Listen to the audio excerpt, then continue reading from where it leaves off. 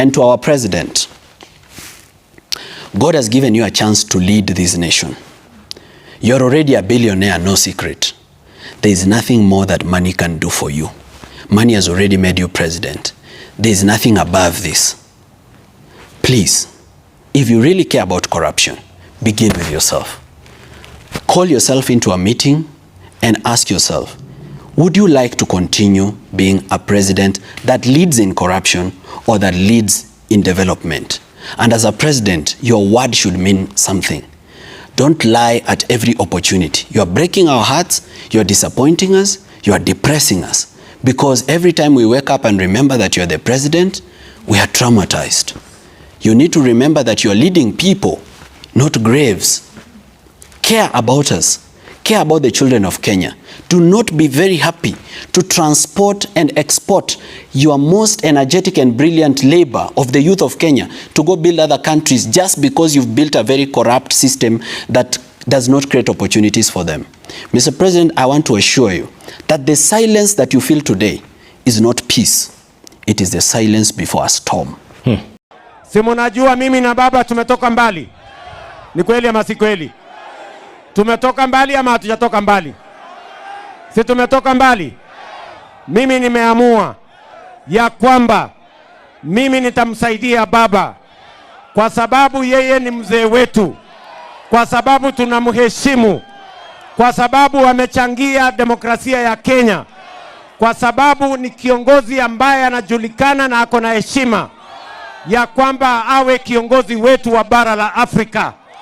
Muliona jana tulikuwa pale, sisi kama wa Kenya tumeungana na watu wa jumuiya ya East Africa kutoka kule Uganda, kwenda Tanzania, kwenda Rwanda, kwenda Burundi, kwenda DRC, kwenda mpaka Somalia.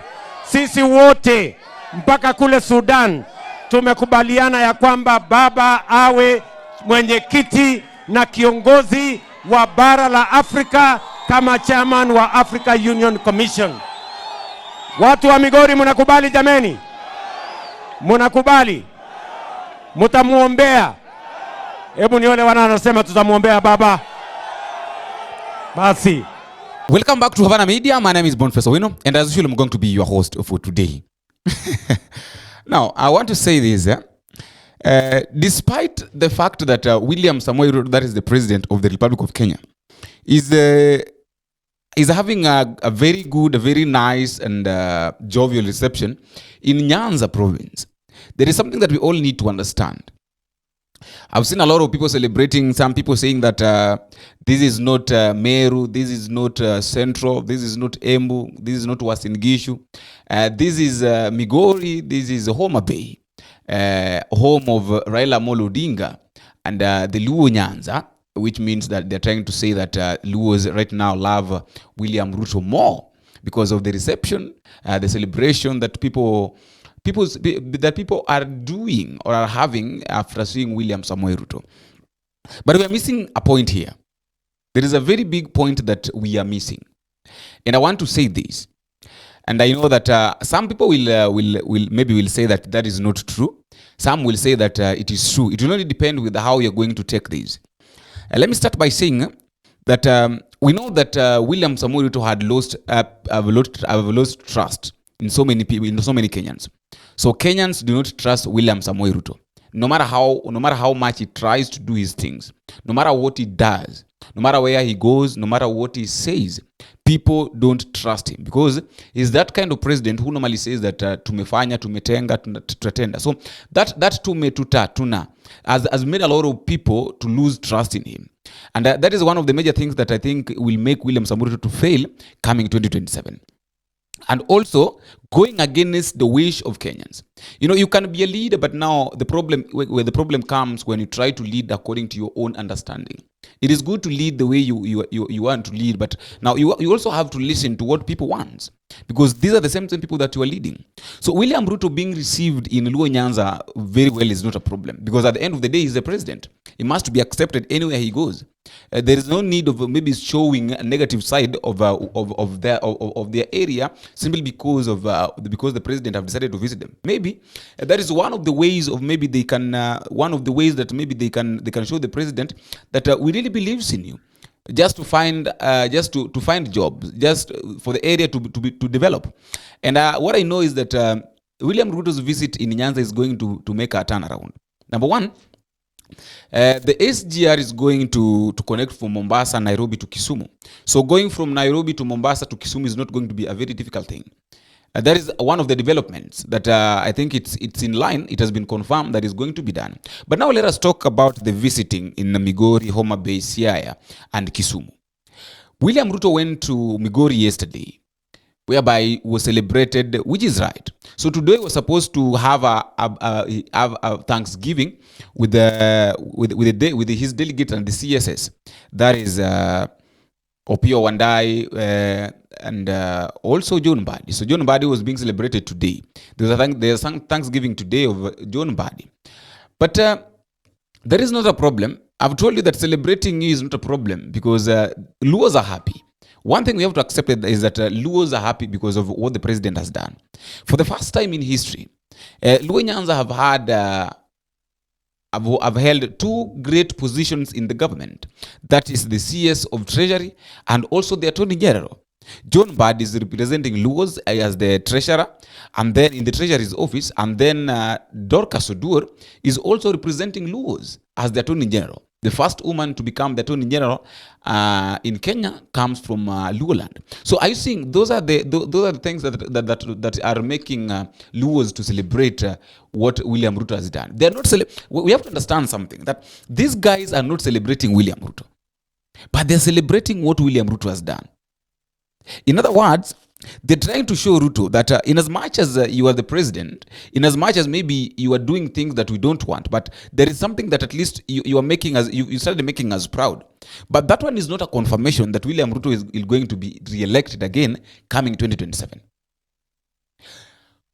A lot of things have been disclosed. And I want to connect this with the Morara. Yesterday, Morara was on JK Live, that is Citizen TV, was being interviewed by Jeff Koinange. And there is something that Morara said. Morara is, we know very well what Morara has been doing. And there is also another thing that we also need to understand. I've been asking myself this question since yesterday. Hussein Mohammed is the state's spokesperson. And something challenging is happening, that a lot of journalists prefer getting out of their line of duty and then go to politics. And I said here that politics is something that gives you money very quickly. It comes very fast. It can make you rich very fast. And then at some point, when now the person that you are working for retires, that thing, the money and the lavish life stops. I want us to take a look at, of course, I want us to ask ourselves, where is Kanzedena? She's a very good girl. She was a journalist, and then all of a sudden she joined politics, and she was working in Guru's office. What I know is that Kanzedena's life is not as it was, but at least she's somewhere. Let us look at somebody like Hussein. Not Hussein, Salim. Salim yesterday, just the other day, was crying, saying that he was stopped. He is really struggling. So suppose Salim was still a journalist at NTV. Could these things happen?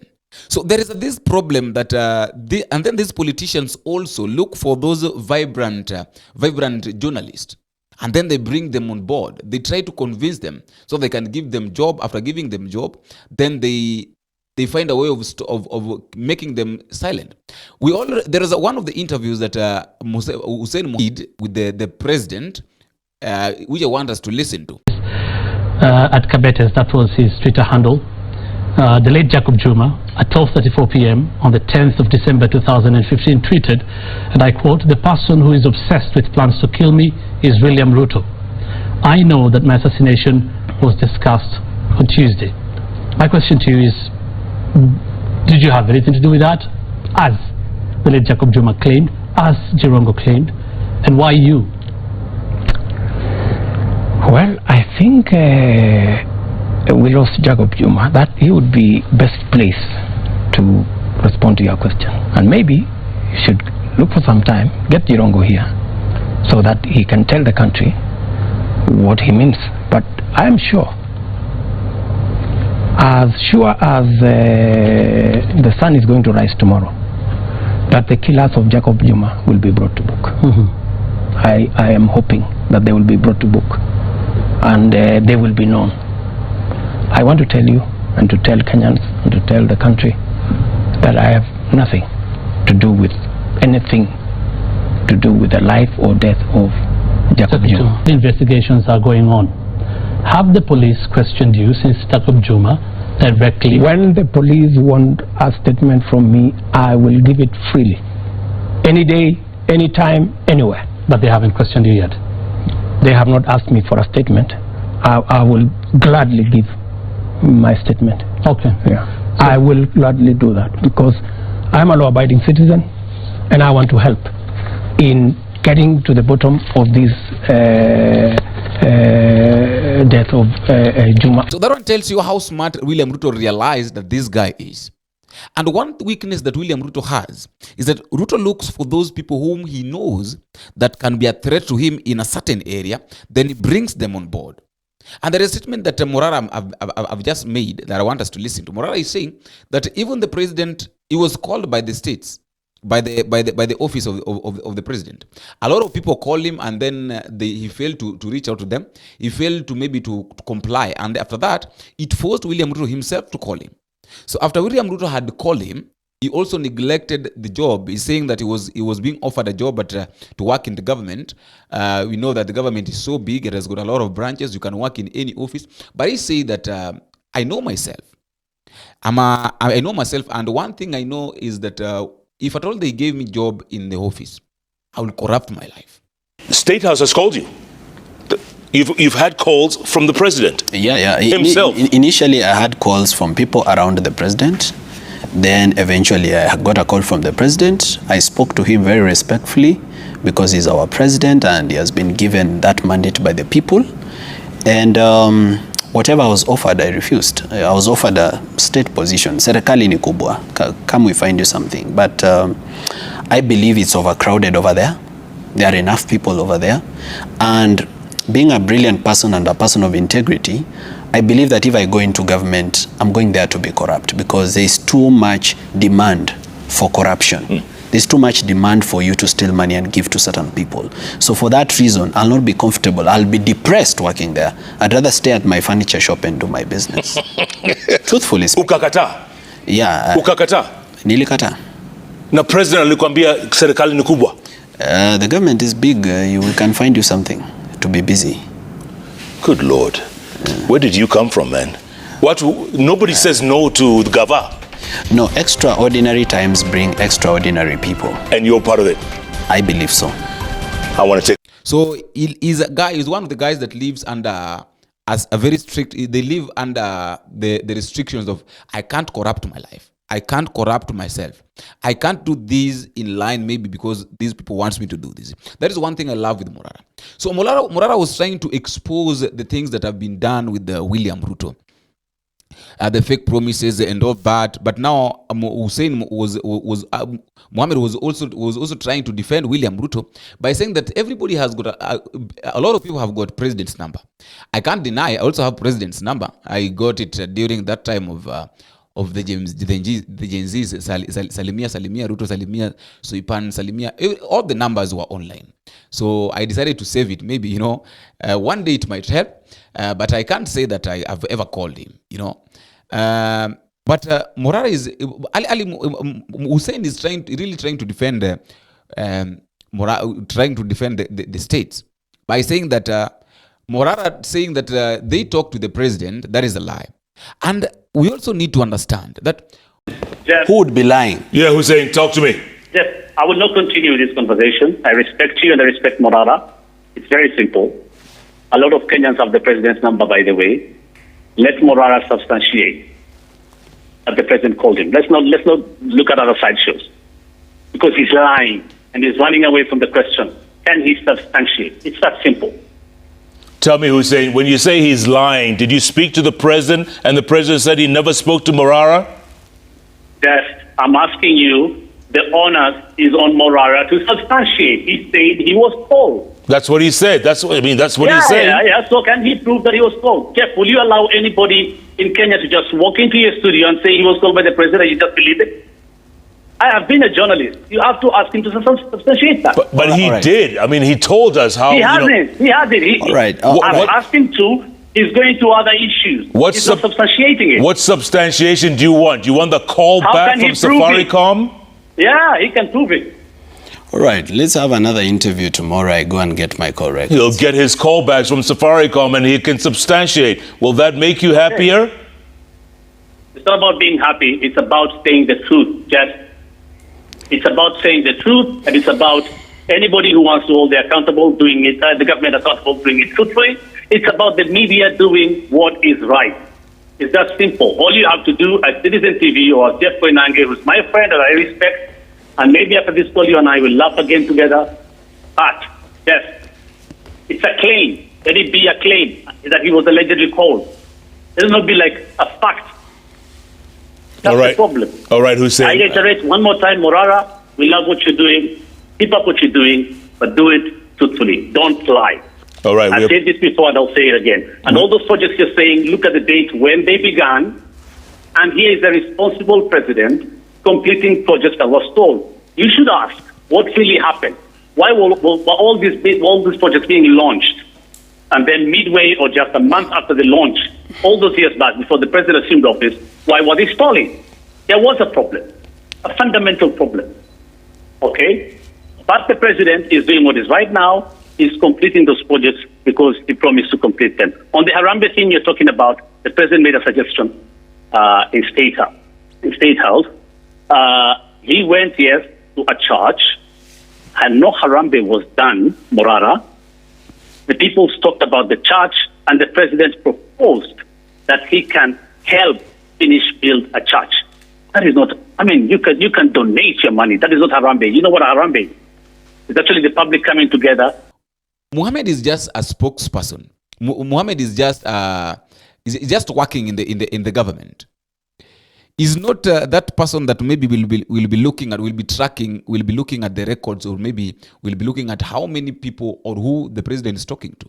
That one is a private, and Morara is also saying that one is private. I cannot disclose what we discussed with the president. That one is that is private. That one we did privately. So are you seeing? That is now where we are heading to.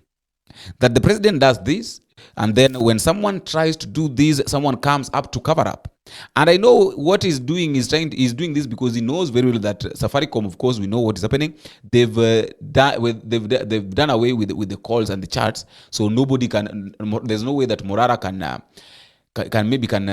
can prove that. But I just want to ask this as we continue. Right now, between the president, Morara, and Mohammed, Hussein Mohammed, whom do you trust? Whom can you trust? Because Morara has disclosed a lot of things that the president promised that he will do and he has never done. That is why I started by saying this, that in as much as the president is being received in Migori, in Nyanza province, in as much as he's doing his things, he's saying that he's going to do that, he's trying to maybe to do the projects, he's trying to launch all that, we are not even sure, we are not 100% sure that everything that the president is doing in Luo Nyanza is going to be accomplished. We are not sure. We are not sure that what the project that the president is trying to launch, he started yesterday launched a water project. Today, I don't know who is going to launch what, and then celebrate John Mbadi. Tomorrow he will be in Siaya celebrating Opio Wanda, and then on 31st, he will be in Kisumu. All that. We are not even sure whether these things will be done or not. So the things that what the Nyanza province is happy with is, I've told you that what they are happy with is that at least right now they can also be considered. And I've listened to Gladys Wanga. There is something that Gladys Wanga have said. She has said that at least right now we are a bit happy. It's like she was trying to attack Rigathi Gachagua. Tangu uhuru wa nchi hii ya Kenya, hakuna wakati hata mmoja mtu kutoka jamii hii amekaa katika ile kiti ya National Treasury. Kwa hivyo ni historia kwamba Mbadi leo amekuja hapa kama cabinet secretary wa National Treasury na Opiyo Wandayi wa Energy. Ni mzuri ama si mzuri? Jothuru wa ber kosok ber. Mheshimiwa Rais, nikimalizia, wakati uliniona mwisho nilikuwa mtu tuo pasohia, lakini leo mimi nimekuja kama chairman ya chama kubwa zaidi kwa nchi ya Kenya, inaitwa ODM. Hiyo chama kubwa zaidi South of Sahara na North of River Limpopo. Wewe umetufanyia mzuri. Sisi tuko chini ya baba pale Raila Amolo Odinga. Umetufanyia vizuri kwa sababu umetutolea ile siasa tulikuwa tumeambiwa wa shareholders. Tulikuwa tumeshtuka sana tukajificha. Lakini umetutoa ukasema uunganishe nchi nzima. Asante sana. Mungu akubariki na akae na wewe. Wafua urunejatelo kuamriwa waero kamani. At least right now we are a bit happy because that issue of stakeholders, the shareholders that we were being told, at least right now we are not seeing it. You've tried to neutralize it. You've shown us that Kenya is for us all. It's not just for a specific region. And that is the kind of Kenya that we all need to have. That this development is not just for a specific place. That these positions should not only just be held by specific people. It is for us all, and everybody is supposed to be in the office. And that is why Alias Anjoho is in mining. And that is why John Mbadi is in treasury. That is why Opiyo Wandayi is in energy. Are you seeing that surrounding? That is why even Soipan Tuya is in defense. So it doesn't mean that the only people that are supposed to represent defense force or to represent the defense force are the men. So this one is for us all. It is something that we all need to do. That is why we have got men and women. There is nothing that just to break that down. You know, suppose defense was only for men, was only men that men are supposed to lead, then we could have even had women soldiers. So that is the fact. So Kenya is for us all. But one thing I just wanted to bring this picture out, that in as much as the president is being celebrated, a lot of people are saying that this is not Meru, this is not Mombasa, this is not Uasin Gishu, this is not Rift Valley, this is Nyanza. Of course we know that it is Nyanza. But the question that we need to ask ourselves is, why are Luo people celebrating William Ruto's presence in Nyanza? That is the question. No more question, by the way. No more questions to ask. That is the only question that we all need to ask ourselves. Even as we watch William Ruto doing his tour, for 4 days tour in Nyanza, we all need to ask ourselves. We are saying William Ruto being celebrated in Nyanza.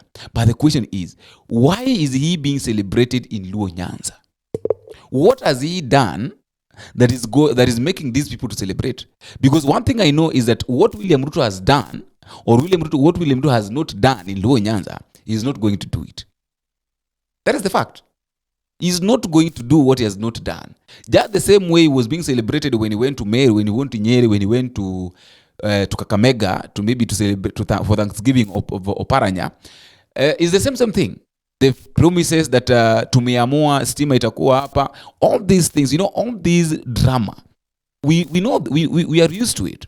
So let nobody lie to you that what William Ruto he has not done, he has not done is not going to do. Because one thing he will consider is that how many counties have William Ruto gone to? He has gone to Mombasa. They promised them the same thing that he is now promising the Luo Nyanza. Went to Central, promised them the same thing that is promising the Luo Nyanza. Went to Kisii, promised them the same thing. Are you seeing? So tell me Northeastern. So tell me what makes you think that William Ruto is going to do to the Luo Nyanza things that he promised everybody in the country and he has not done? Tell me. How many stadiums did William Ruto promise that he's going to build within a span of 1 or 2 years? Since 2019 up to now, there are some of the stadiums which have never been completed, which are being disclosed by Morara and his team. So tell me what makes the people of Nyanza, or what makes you feel like William Ruto is going to do this?